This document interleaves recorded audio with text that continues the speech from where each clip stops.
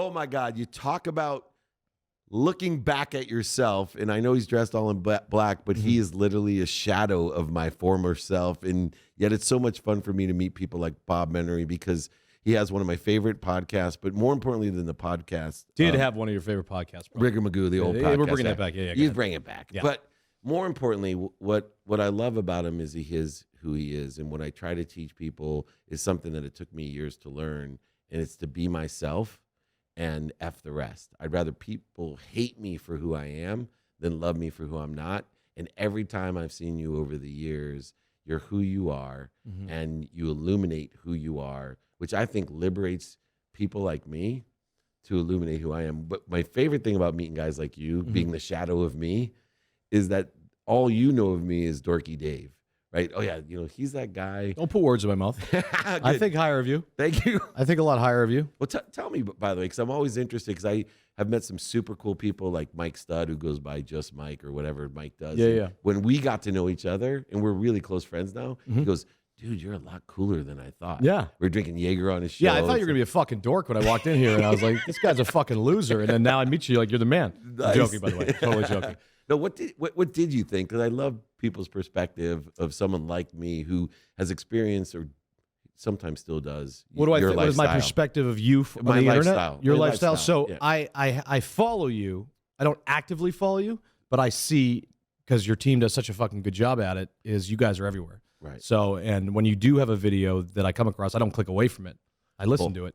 And so I always take the advice that you have at times, and I listen to it, and if I don't agree with it, I'll say fuck off and close it. And then for the most part, I'll try and learn from some of the stuff that you say. You put out a really good message, which is awesome. There's not a lot of people that do that. And so it's cool to see you, because you're like, you don't stop, right? Which is amazing. I love it. You and Gary Vee are like two fucking psychopaths that just don't fucking stop at all. That's why we get along so well. Yeah. You know, for you, I love your content because you're real, but you also call people out on their bullshit. Some of the guys that you call out on the bullshit are friends of mine. Oh boy. But I want to call bullshit on them as well. But because I'm a friend, I can.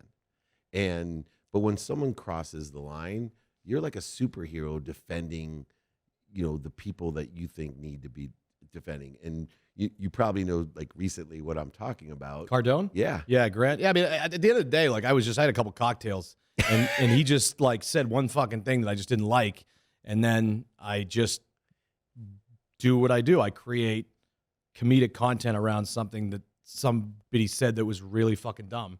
And for the guy to say that if you make under $400K a year, I'd be embarrassed or whatever, whether he's giving a speech to fucking his employees or whatever, you know, just fucking say, hey, I'm a fucking idiot. I didn't mean to fucking say that. I said it in this, but he didn't do that. He doubled down and made some dumbass fucking video in his post next time. It was like trying to defend his words. And I was just like, I said some things. I called his Twitter space and told him to fuck off and told him to S my D, which is not a nice thing to say. My mother raised me better than that, but I was in the heat of the moment. I have no problem with Grant Cardone. It was just that one fucking thing he said. Right. I don't know anything about that guy. I have no idea who he is. And I don't have a lot of people that I go after. Like you're saying, like, I don't like attack a lot of people on the internet. I attacked a couple people recently because I got fucked over in a couple things, going back to like owning your own shit, how important that is. And I learned that the hard way. And I relied on somebody's word that I thought was good, and it wasn't. So, because I'm old school. I like handshake deals, but they don't exist, I guess, in this world. I believe in memorializations, not contracts as well. And I'm a lawyer, right? And I've lost over $100 million. I think it's a much better, if I can encourage you with some advice, is when you lose something, when it's manipulated, stolen from you, it's the same as giving, except for you learn a bigger lesson in order to effectuate the intention in what you've made already or what you're doing already. So let that sink in when you sober up. This is so fucking weird. I'm watching a fucking internet video right now. I'm watching it in real life. This is the strangest thing I've ever taken. This is fucking weird. When I talk like that, I can see. And I feel motivated. Exactly. What the fuck is Dave Meltzer talking? Even my own kids, who you probably met my daughter who works for me now, she's the queen of saying, Dad, you know nobody knows what the fuck you're talking about. You gotta slow down and explain your shit because, you know, for example, I love to tell people that time is the dependent variable of all matter, subjective and objective matter. Okay. And my daughter's like, yeah, no, I'm doing the same thing right now. Yeah, exactly. I'm on fucking 30 minutes sleep here in Las Vegas and trying to figure out what you're saying, but I'm gonna make the best of it. You know? Do you listen to her when she says that? She gives you advice? I do. Then I slowed, and then I ask her to explain what she thinks it means, and then it makes me capable of saying, "Oh, I see. I have to use, different words of how this all fits together. So I would say something like, let's take guilt, for example. Most people wouldn't be able to know if they're progressing and not feeling guilty as much. So you identify at a young age, why do I fucking feel guilty? My mom makes me feel so guilty every time she calls me. And all I want to do is like get her approval and love. And all I do is feel guilty that I'm not good enough for her. This might be a common problem for a lot of young people. And so to progress in that, you can use time and say, last time I talked to my mom, the amount of time I spent in guilt was less. And if we work under the construct of utilizing time as that variable that determines whether I'm getting better at not getting in my own fucking way, not being anxious and depressed all the time or worrying about what my mom thinks, and just appreciating that she cares so much about me, she's giving me bad advice, it's good. What do you do when somebody gives you like though really shitty advice and it's not right?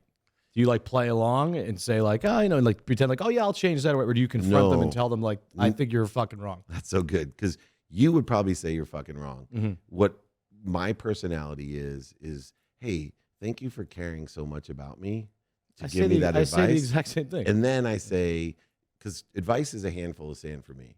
Most of it, right? Let me give it another way too. I just let it fall through my fingers and say, thank you that you care enough about me. But one of the greatest lessons of advice that I've learned. You really do that when you're communicating with somebody just out on the street? You say, thank you for caring? Yeah. Like that? Oh, wow. Yeah. You're deep. Like, yeah. Well, you know what? Forgiveness in this side, I wasted so much energy trying to be right. And I realized that, for example, ignorant, arrogant people, there's only two types of people. People that don't know what they don't know, and people that don't know what they don't know. There's people that are humble about it, that say, like you, I see great humility in the fact that you're like, this is fucking what I think, right? But I don't know what I don't know. This is just my opinion. I just don't or care I'm just anymore, having fun, or I'm literally trying to create humor and lightness in your life by making fun of golf or football or Grant Cardone. But I love those people, and I love the sport, or I love the guy that's putting. But this is funny shit, and I can make people laugh and think about things differently and prove themselves in their lives. That's what I see in you. Yeah, that's just a shtick. That's the stuff that got me going. And Howard Stern was the same way, right? Yeah. And so if you look at ignorant people, there's ignorant, humble people that are like you that say, look, dude, I don't know what I don't know. I'm just fucking having fun. This is my shtick. And then there's people like our parents who love us so much and are so afraid of something happened to us more than we're afraid for ourselves.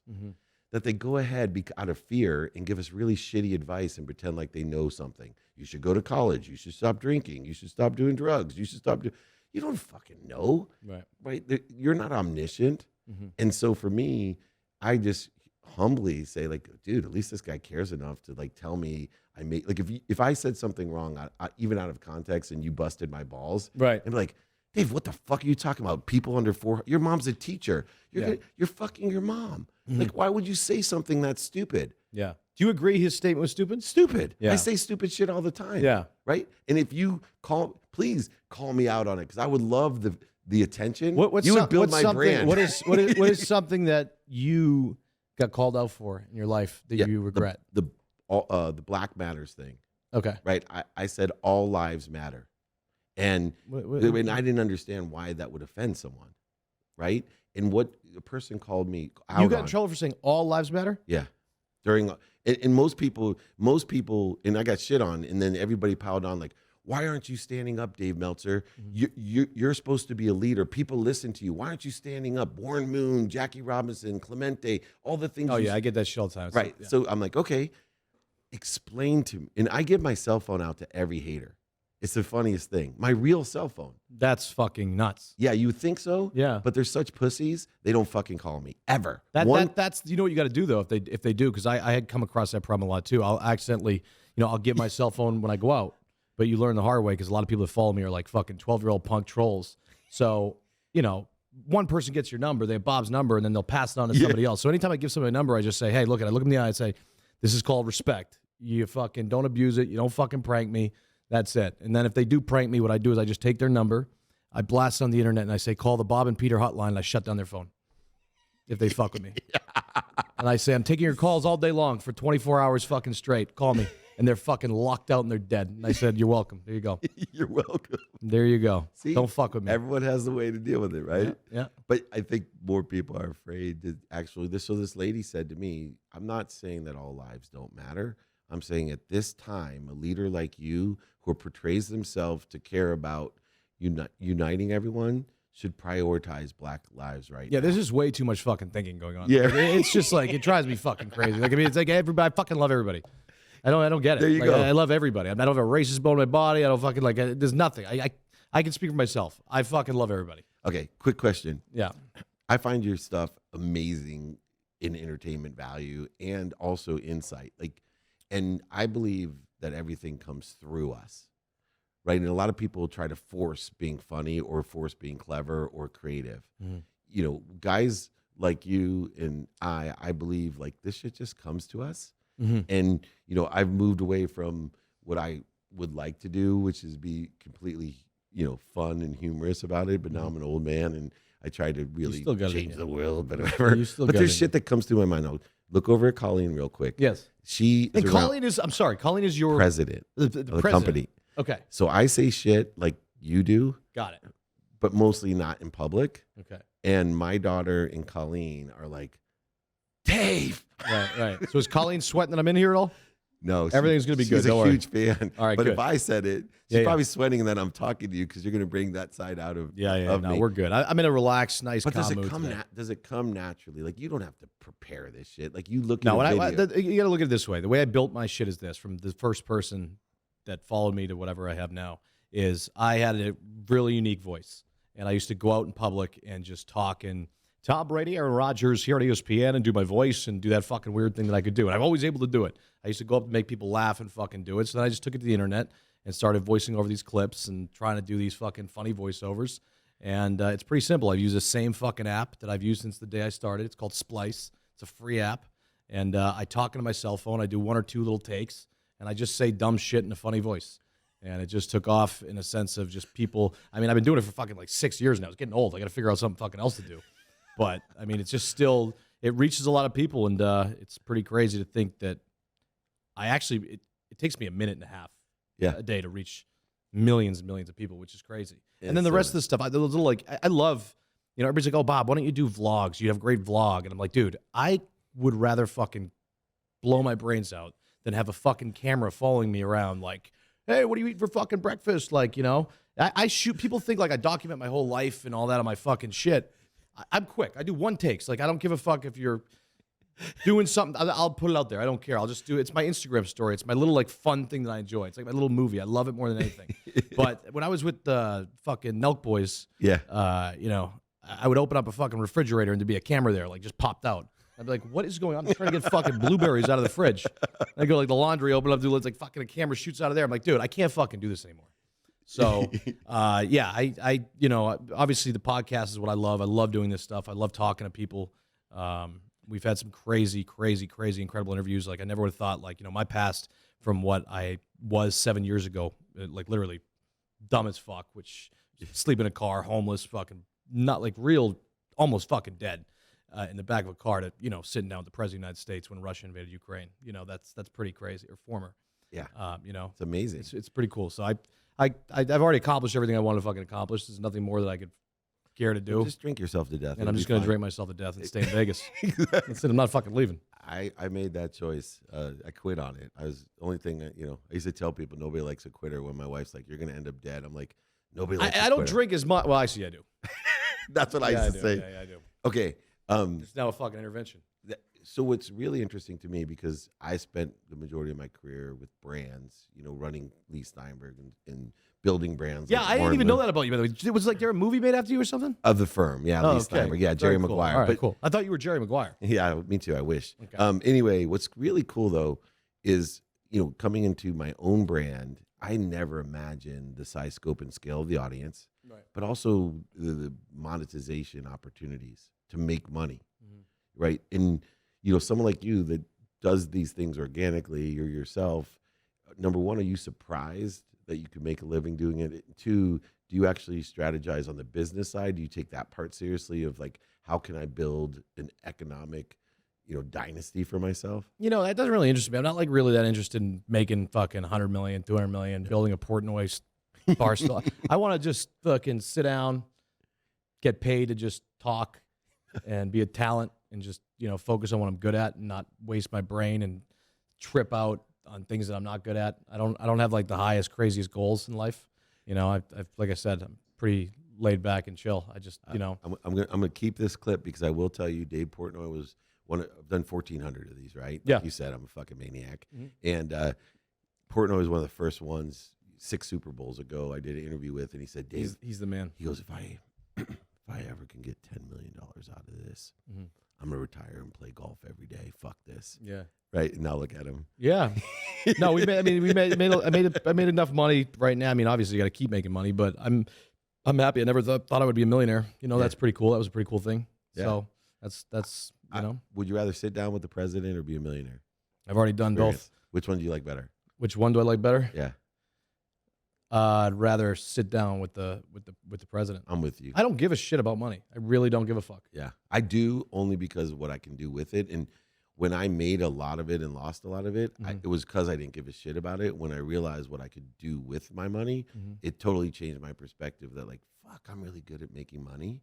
And I could like build a village and change like thousands of people's lives, or like spoil my children. I just get too much paranoia, and I get too much like freaked out with like when shit gets too big. Yeah, I don't like it. I don't know. I was like, you know, the bigger shit got like when we were doing we're sitting down with Snoop Dogg. We're going to fucking you know, the Hood to go see Kodak Black after he just got shot. Like it was so big, you know, what we were doing. And it was just like a lot, and so like I didn't really have a lot of time to just like, you know, so. That's why I kind of broke off that relationship before. All right. So relationships, speaking of which, you know, obviously everybody's perspective changes as we get older and older. Do you see yourself married ever? Yeah. I was supposed to pull the trigger on Christmas. I was going to do it. And then I was going to do it on New Year's, but I just didn't get a ring. And so I was thinking, like, I actually was sitting on my couch on January 1st, or the night before. What's the New Year's Eve? 31st. And I was sitting there. I'm like, you know what? I'm going to fucking ask Summer to marry me tonight, I think. So I texted my guy, Brett, who's like my right-hand guy. He's always with me. I say, hey, Brett, can you pick up a ring to go? I want to ask Summer to marry me tonight. And he's like, yo, that's not how it works, dude. You actually have to, like, the sizes. You got to get the ring fit. Right. And I swear to God, I'm not, like, making this up. Like, I was really, and then I realized there's a lot more to this than, you know, just getting a DoorDash. I tried to DoorDash a ring, too. I was, like, going to have somebody. They don't have that? No, they don't have that yet. Oh, damn. For lazy guys. But, yeah, I'm going to do it. I think that she's great for me. Like, right now, I'm in Vegas. I'm doing an interview with Dave Meltzer. I am fucked up. I fucking didn't sleep last night. I went crazy at the casino and just went ape shit. And that's because my girl's not with me. So a year and a half ago, I met my girl, and that's who I was. Is this? That doesn't fly when she's there. And that's what's good for me. So she literally probably is saving my life as we speak, because I can't be fucked up. I can't be counting this shit drunk and shit like that, you know.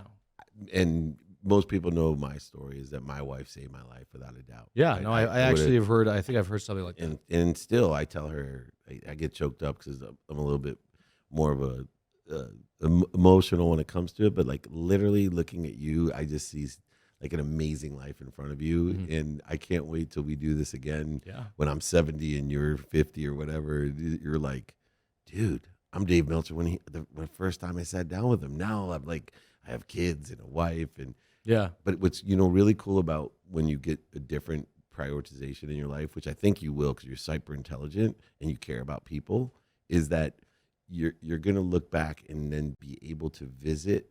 You're going to visit less often, but like these guys have seen me visit there at least once a year, and it's just like so much fun. Visit what? Your memories? This life. Oh no, I visited. Okay. Like, you know, pouring Jaeger wine. Oh, yeah. No, I'm never gonna fucking give that up. I love getting hammered. Like, it's so much fun. Obviously, you can't do it so much, but like as you get older and stuff. But I enjoy partying.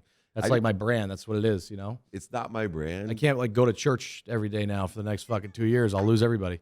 So I'm kind of stuck in this game now, you know, which is unfortunate. I'm so glad I'm stuck in the good behavior brand. I want to have you on our show too. I know that now that obviously, like I said, when you see somebody face to face, but because I want to do like shows with like people that would not be in the same room together. Like I want to have roundtables with people like, you know, like random shit, like me, you, and I wanted those 2 kids that were attacked by a bear. Did you hear that story? Yeah. There's 2 kids that were attacked by a bear that fucking survived. They like, you know, he was getting mauled to death. And the other kid just like jumped on the bear's back, like grabbed its fucking ears. And I don't know if that's how it really went, but that's kind of like how they wrote it. And then I asked him, I was like, dude, is this real? Is this like a real story? What happened? He's like, no, we just like we're like basically dead, and the bear just gave up. So I was like, you could make that story cooler. You know, they just survived the bear attack. Like it was a day after. I'm like, hey guys, can I fly you out to come sit down with me? And I just realized they just got mauled by a bear. So probably bad timing. Right.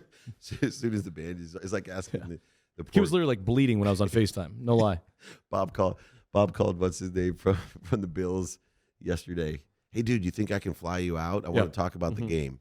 Yeah, that was crazy too. That was awful what happened to him, man. Hopefully he's good now. I think he's breathing. Yeah, he asked. He's doing all that. Who won the game? That was scary. He asked who won the game. He asked who won the game. If it was my friends in there, they'd be like, "Dude, you lost it for both teams." Yeah, that was. We've fucked never up. seen it happen. I know it's insane that he's. The good news is, I guess they were doing like CPR on the field for like my buddy was at the game. He's like, dude, it was we had seats right at the, My buddy was the referee. Really? And he was texting me when he was on the sideline he literally texted me, I think he might die. Oh man. And I'm all, brain? He goes, heart. Yeah. And I had no idea what the heck was going on. So awful. Yeah. I mean, it's scary sport, dude. It is a scary I mean, imagine just dudes who are just built like machines coming full speed and just rocking you. Not fun. Not gonna do it. Yeah, especially as big and fast and as strong. But hopefully he's good. I don't think he'll probably ever play football again, but no, hopefully he'll be okay. The Bills take care of him. There you go. And anyway, Bob, this is a start to a great relationship. I love that. I appreciate you a lot. Me too. You stay loving you, and other people will love you for who you are, because I certainly do. Mm-hmm. And although you're fucked up and although you're fun, dude, you're deep, man. Yeah, and, I mean, this is what it is. You get what you see. You get what you see here at the Win, in the lobby of the Win, with my good friend at Blue Wire Studios, Bob Menery. You know what's crazy? I could talk for 5 hours with Dave.